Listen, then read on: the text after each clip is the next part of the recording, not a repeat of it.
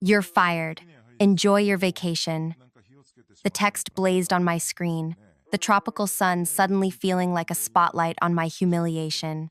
5 years of dedication reduced to a two-sentence dismissal, sent when I was 3,000 miles away with sand between my toes. I reread it 3 times, my margarita turning warm in my frozen grip. I'd been expecting this, just not like this. Not from the entitled 27-year-old who'd been handed the keys to the kingdom 8 months ago, while I'd built that kingdom brick by brick for half a decade. "Everything okay?" asked the cabana attendant, noticing my expression. I looked up with a smile I didn't feel. Just business. Just business. But it wasn't just business. It was personal. It was calculated. And it was the biggest mistake Theo would ever make, because while he might be the boss's son, I was the woman who'd built the client list that kept that luxury destination wedding company thriving. I was the reason celebrities whispered our name when they wanted impossible wedding dreams fulfilled. I was the reason the richest people in the country waited months for our availability, and he'd just fired me via text. During the first vacation I'd taken in 3 years, I put my phone face down, took a deep breath of salt air, and made 3 phone calls that would change everything. By Monday morning, Theo had 47 missed calls and one very angry father, who suddenly realized exactly what his son had done and exactly who I was. I should have felt vindicated. But revenge isn't a lightning strike. It's a slow burn, and I was just getting started. Hey, if you're enjoying this wild ride, you wouldn't believe how it all unfolds. Hit like and subscribe for the next chapter. And leave a comment with what you think Theo's father said when he realized what his son had done. Trust me, you won't want to miss what happens next. My name is Daria, and until that text message, I was the senior event coordinator at what was considered the most exclusive destination wedding planning service in the country.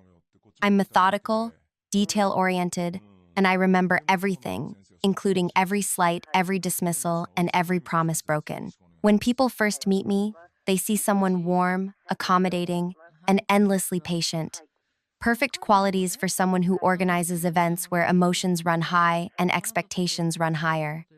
What they don't see is the steel beneath the smile, the calculations behind the charm. I built my reputation on making impossible things happen. The time I sourced 40 white peacocks with 3 days' notice. The hurricane I rerouted an entire wedding around without the guests ever suspecting. The celebrity couple who wanted their ceremony at sunrise on a mountain that was legally impossible to access, until I found the one permit exception that had never been used. I was the miracle worker, the problem solver, the person who made rich people feel seen, understood, and catered to in ways that justified our astronomical fees. And then Giles, the company's founder, brought in his son. "Theo has fresh ideas," Giles had announced at the staff meeting, his hand proudly on his son's shoulder. "He'll be our new vice president of innovation," a title that hadn't existed until that moment. A position created purely for someone whose resume consisted primarily of dropping out of business school and finding himself across Europe for 3 years. I still remember Theo's first day. He wore sneakers that cost more than my monthly rent to a meeting with a banking magnate's daughter who noticed immediately and spent the rest of the consultation directing all questions to me. "You need to loosen up, Daria," he told me afterward, leaning against my desk uninvited. "These clients want to feel like they're working with friends, not servants." "These clients," I replied without looking up from my notes, "are paying us 6 figures because they specifically don't want to burden their friends with their demands. They want professionals who understand what luxury actually means." The look he gave me, part contempt, part challenge, should have warned me of what was coming. Within weeks, he was sitting in on my client meetings, contradicting my suggestions in front of people who'd specifically requested me based on my reputation. "Crystal champagne flutes are overdone," he'd interrupt. "Have you considered biodegradable options?" Much more current. I'd watch my clients' expressions shift from confusion to concern, forced to smoothly redirect.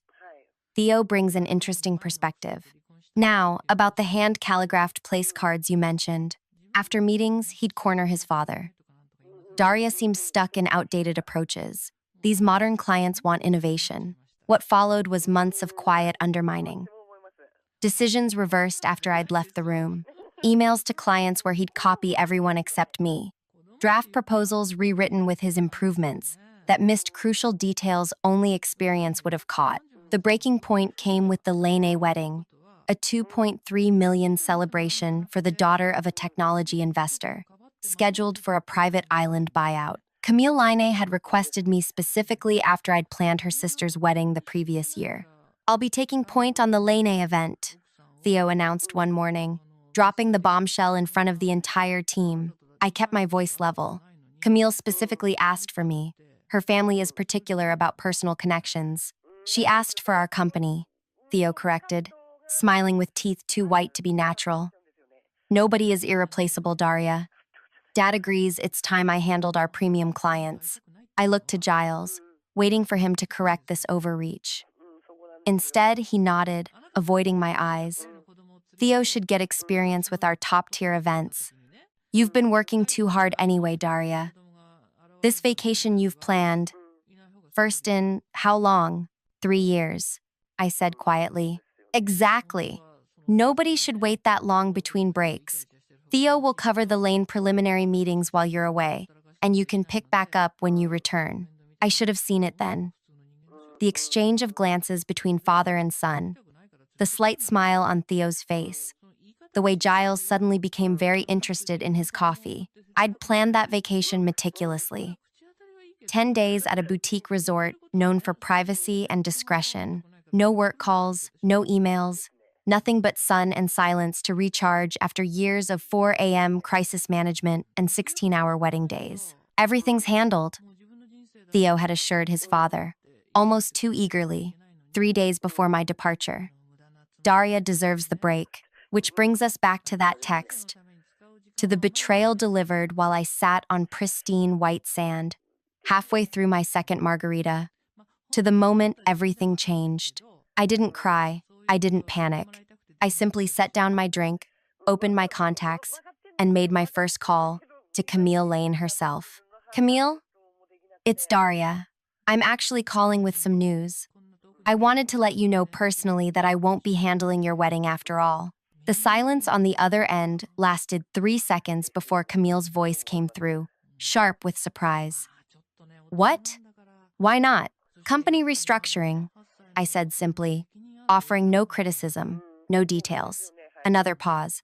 "Does this mean we'll be working with Theo?" Her tone made the name sound like something unpleasant she'd found on her shoe. "That's my understanding. The one who suggested we replace the welcome dinner with a digital greeting and gift cards?" "The very same." The wind rustled through palm trees above me as Camille went quiet again. "Then, if you're not handling my wedding, then I don't want your company handling it either. Period." My second call went to my assistant, Priya, who'd been with me for 3 years and knew every client as well as I did. "He did what?" she gasped when I told her. "But the Rivera wedding is next weekend. And the charity gala for the governor's wife. He has no idea how to handle those." "Not our problem anymore," I said calmly. The third call went to Jasper, a wealthy hotel magnate who'd spent years trying to recruit me to launch an exclusive planning division for his luxury chain. "Is that standing offer still available?" I asked. "For you?" "Always," came the immediate response. "What changed your mind?" Let's just say my calendar suddenly opened up. I switched my phone to silent, ordered another drink, and watched the sun begin its descent toward the horizon. For the first time in years, I felt something unexpected. Freedom. Little did I know that back home, the first dominoes were already falling. The damage had only just begun. When my flight landed 6 days later, my phone lit up with notifications like a slot machine hitting jackpot. I scrolled through them in the taxi, a small smile playing at my lips. 12 missed calls from Theo, 23 from Giles, frantic texts from former colleagues, 3 voicemails from Priya detailing the chaos unfolding in real time. Camille Laine hadn't just pulled her wedding. She'd told her 4 closest friends, all with upcoming engagements, exactly why. The Rivera family, whose daughter's wedding was scheduled for that weekend, had demanded an emergency meeting after Theo failed to recognize them at a pre-event dinner. The governor's wife was reconsidering options after learning I wouldn't be handling her charity gala. I checked into my hotel, not going home, felt important somehow, like I was physically as well as professionally, starting fresh, and changed into the outfit I'd selected for my meeting with Jasper. As I applied lipstick, my phone lit up with Giles's number. I let it ring 4 times before answering. Whatever he's paying, I'll double it, Giles said without preamble, voice tight with panic. Hello to you too, I replied, keeping my tone light. Daria, please. This is serious. The Lene wedding / pace is no longer my concern. The Riveras barely let Theo through the door. The daughter cried when she realized you wouldn't be there for her final fitting. You have relationships with these people. They trust you. I examined my reflection in the mirror, adjusting an earring. That's the thing about trust, Giles. Once broken, it's nearly impossible to repair. A heavy sigh came through the line. My son made a terrible mistake. He's young, impulsive. He didn't understand what he was doing. No, I corrected, steel entering my voice. You made the mistake. You placed nepotism above merit. You watched him undermine me for months and did nothing. You allowed him to fire your most valuable employee via text during her first vacation in 3 years. Silence stretched between us. When he spoke again, his voice had lost its commanding edge. Please, the heiress is threatening to tell everyone why she canceled. The Riveras want their deposit back. The charity board is furious. Sounds challenging, I said, checking my watch. Good luck with that. I have a meeting to attend. I ended the call and switched my phone to silent. The revenge wasn't in what I was about to do. It wasn't what I'd already done, simply by stepping away and letting them feel my absence. Jasper's downtown office occupied the top floor of his flagship hotel, with floor-to-ceiling windows overlooking the city. He greeted me with a warm handshake and genuine smile. I've waited 3 years to have this conversation, he said, gesturing to a seating area where coffee waited. Though I admit I never expected it to happen quite like this. I settled into a chair. Neither did I. Their loss is very much my gain. Tell me what you need to build your dream team. ESCO. We spent 2 hours outlining my vision for an ultra-exclusive planning division. By the time I left, I had a contract that tripled my previous salary, complete autonomy over hiring, and a suite at the hotel until I found a new apartment. As I rode the elevator down, I checked my phone to find 17 new notifications. I ignored them all except one. A text from Priya. Can we talk? Coffee tomorrow? The next morning, Priya arrived at our meeting spot with dark circles under her eyes and a resignation letter in her bag. It's a disaster, she said, stirring her latte absently. Theo's running around like his hair's on fire. The Rivera wedding was painful to watch. He addressed the mother of the bride by the wrong name. Twice. I sipped my coffee, letting her continue. Giles came back yesterday. He's been calling clients personally, trying to smooth things over. But the Andersons already contacted a competitor. And the Winstons. She trailed off, wincing. What about the Winstons? I asked, genuinely curious. Cecilia Winston was planning her daughter's Sweet 16, a modest event by our standards but important to her. Theo told them their budget was too small to warrant priority attention. Suggested they try a more accessible planning service. I nearly choked on my coffee. The Winstons owned half the commercial real estate in the financial district. He didn't. He did. Right after telling them their color scheme was basic. I shook my head, picturing Cecilia's reaction. She'd once changed caterers because someone suggested her taste in wine was safe. So, I said, nodding toward her bag. The letter? Priya pulled out the envelope. I can't stay there. Not with him running things into the ground. She hesitated. I don't suppose. I smiled. Jasper approved my hiring budget yesterday. You'd be my first call. Relief flooded her face. When do we start? How's tomorrow? 3 weeks later, we had an office space on the hotel's executive level. 4 additional team members, poached from top planning agencies, and inquiries from 32 potential clients. 15 of whom had previously worked with my former company. I was reviewing design proposals when my assistant, not Priya, who'd been promoted to associate planner, buzzed me. Giles is here. No appointment. I considered sending him away, but curiosity won out. Give me 5 minutes, then show him in. When Giles entered, the change was shocking. His normally immaculate appearance had slipped, tie slightly askew, hair disheveled, eyes bloodshot. He looked like he'd aged a decade in less than a month. You look terrible, I said bluntly, not offering him a seat. He stood awkwardly, hands shoved in his pockets. We've lost 40% of our bookings. The lane cancellation made the industry newsletter. 3 employees resigned this week. I'm sorry to hear that. Are you? He looked at me directly. You built a competing business in record time and took our best people. I built a new business, I corrected, with people who value talent over connections, who recognize hard work deserves respect, not a dismissal text. He flinched at that. I've come to make you an offer, a partnership, equal share, your name on the company alongside mine. I laughed, the sound sharp and genuine. Alongside yours and Theo's, you mean? No, thank you. Theo's no longer involved in operations. He's taking some time to reassess his career goals. Translation: Daddy put him in timeout after he burned down the family business. The offer's generous, I acknowledged. But 3 weeks ago, it might have meant something.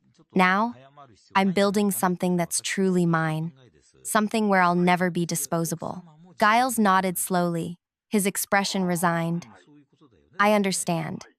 But if you change your mind, I won't. I gestured toward the door. Best of luck rebuilding. After he left, I turned to the window, watching pedestrians on the street below. For a moment, I allowed myself to feel the satisfaction of having proven my worth in the most definitive way possible, by my absence. But there was still work to do. My phone chimed with a text from Camille Line. Heard you're back in business. I still need a wedding planner who isn't completely useless. Dinner tonight to discuss? I smiled. Sometimes, revenge isn't about destroying someone else. It's about rebuilding yourself into something stronger than before.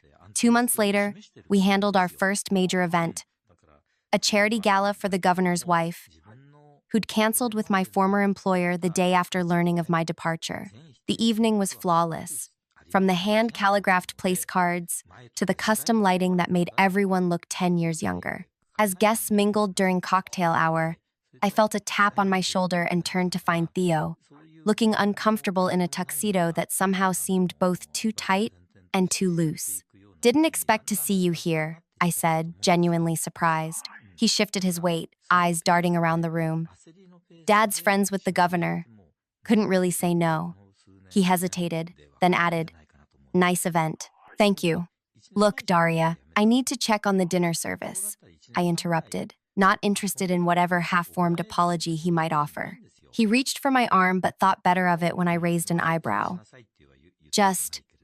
I didn't realize what you actually did until you stopped doing it.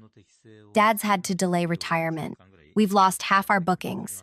3 planners quit to join you. 4, actually, I corrected. Mira gave notice yesterday. He winced. Right. If there's nothing else, was it worth it? Destroying what your mentor built? The question caught me off guard. I didn't destroy anything, Theo. You did that yourself when you decided I was disposable. I simply moved on. As I walked away, I heard him mutter, could have just quit like a normal person. I turned back. I didn't quit. I was fired, via text, during my vacation. Each phrase punctuated with a step toward him until I was close enough to keep my voice low. And for future reference, never confuse someone's silence for weakness. Sometimes, it's just them giving you enough rope to hang yourself. I left him standing there and continued with my evening, directing servers, soothing a speaker's nerves, ensuring the surprise performer arrived undetected. But his question lingered. Was it worth it? The answer came 3 weeks later, when Jasper called me into his office, beaming as he pushed a folder across his desk. Quarterly numbers, he said. Your division has brought in more revenue in 3 months than our previous planning department did all last year. The board is thrilled. I flipped through the report, satisfaction warming my chest. And this is just the beginning. They've approved the expansion plan. Additional staff, satellite office in the Hamptons property, everything you asked for. I closed the folder. Perfect timing. We just confirmed the Line A wedding. Fully rescheduled with us. It'll be our biggest event yet. Excellent. He paused, studying me. You know, when you first joined us, I wondered if this was just about getting back at your old company. And now I see it's about proving something to yourself. He smiled. Though I imagine the revenge aspect doesn't hurt. I returned his smile.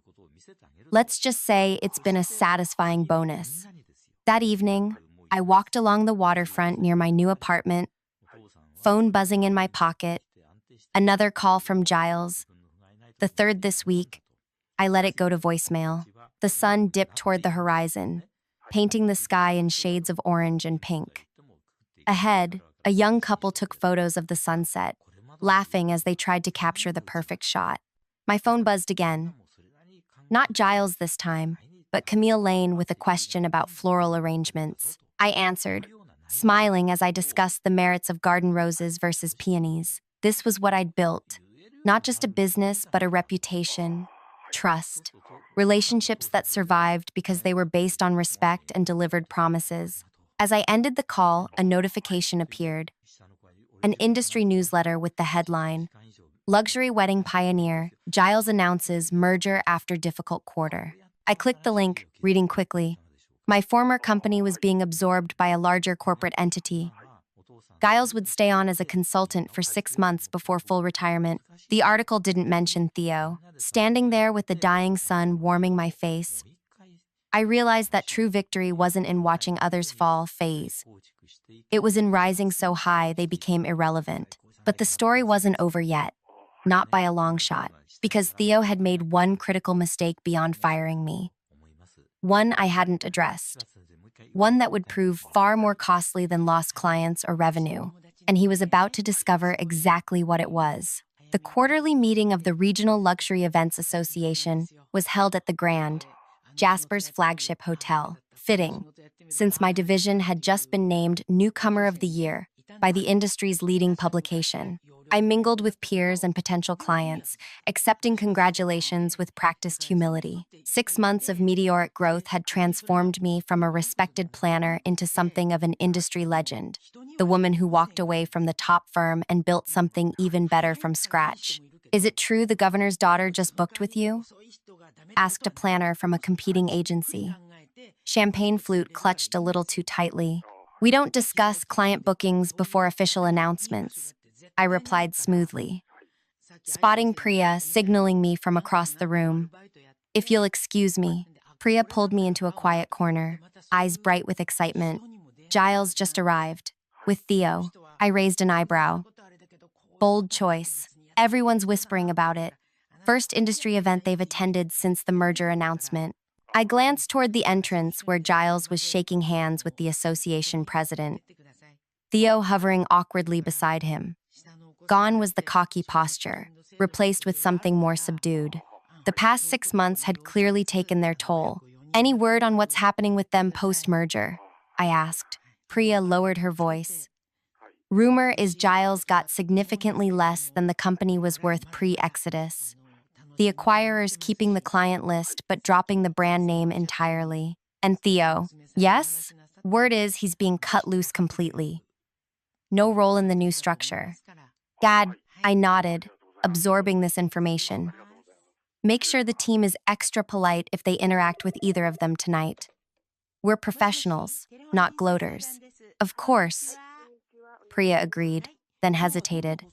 There's something else. Mina from legal wants 5 minutes with you. Says it's important.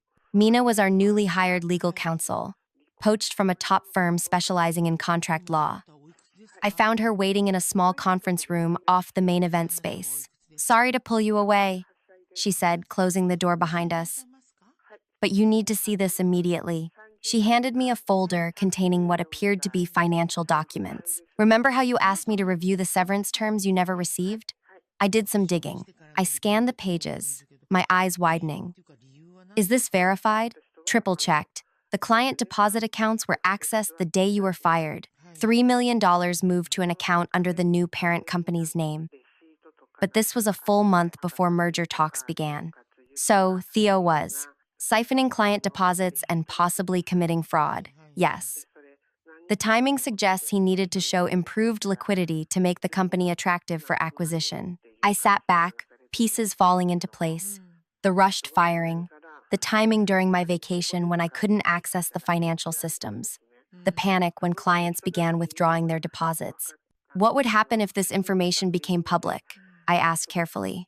Criminal charges, potentially. Certainly civil liability. At minimum, the merger would be jeopardized. Mina adjusted her glasses. The question is, what do you want to do with this information? I considered my options, mentally calculating the potential outcomes. Let me think about this. For now, secure the evidence. Already done, Mina assured me. Everything's backed up and time-stamped. I returned to the event, scanning the room until I spotted Theo alone at the bar, nursing what appeared to be scotch. Giles was across the room, deep in conversation with potential investors. I slid onto the stool beside Theo. Drink for a dying company? He startled, nearly spilling his glass. Daria, congratulations on your award. Thank you, I signaled the bartender. Gin and tonic, please. Theo shifted uncomfortably. I assume you're enjoying all this. All what?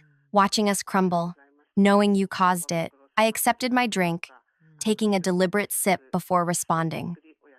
I didn't cause anything, Theo. Actions have consequences. You fired the person who built your client relationships without understanding what she actually did. The aftermath was entirely predictable. It wasn't personal. He muttered. Just business. Sending a termination text during someone's first vacation in 3 years feels rather personal. He stared into his glass. Dad's retiring after the merger. Moving to Arizona. The company name dies with the acquisition. I heard. And He swallowed hard, out completely. No place in the new structure. I also heard that. You must be thrilled. I studied him for a moment. You know what's interesting about revenge, Theo?